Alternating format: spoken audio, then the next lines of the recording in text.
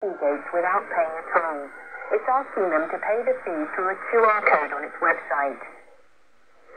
The company apologized for the trouble, but began early Sunday morning and gave a possible explanation. We believe the cause is related to maintenance of the ETC system on Saturday. This was being carried out to review the late night discounts. The operator says it has never experienced a problem on this scale before. It remains unclear when the ETC system can be restored.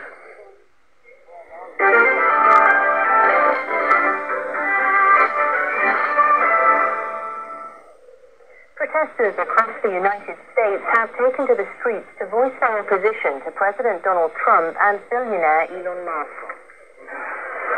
Mass rallies were held on Saturday as the Trump administration continues to lay off federal workers and cancel programs with the aim of cutting government spending.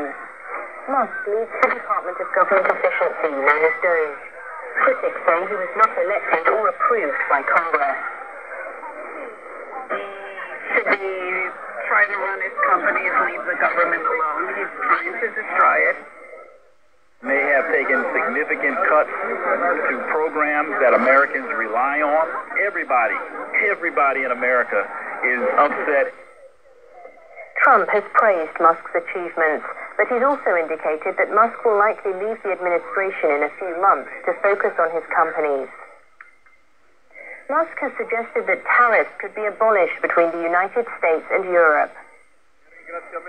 Musk spoke by a video link at a rally of Italy's right-wing League Party on Saturday. He said he hopes the United States and Europe can establish a very close partnership. At the end of the day, I hope it is great that both Europe and the United States should move, ideally in my view, to a zero-tariff situation, effectively creating a free trade zone between Europe and North America. His remarks came days after President Trump announced reciprocal tariffs, including 20% import duties on items from the European Union.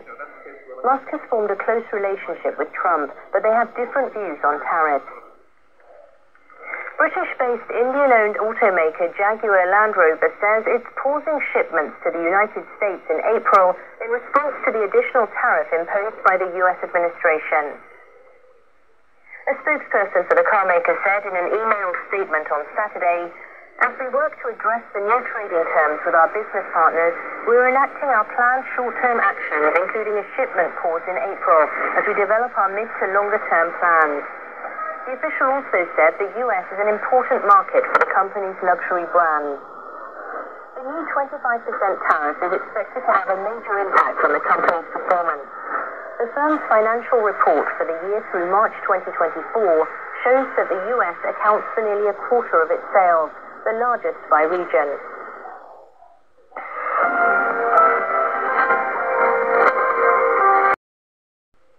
Protesters in Israel are urging the Israeli government to negotiate with the Islamic group Hamas for the release of all the remaining hostages.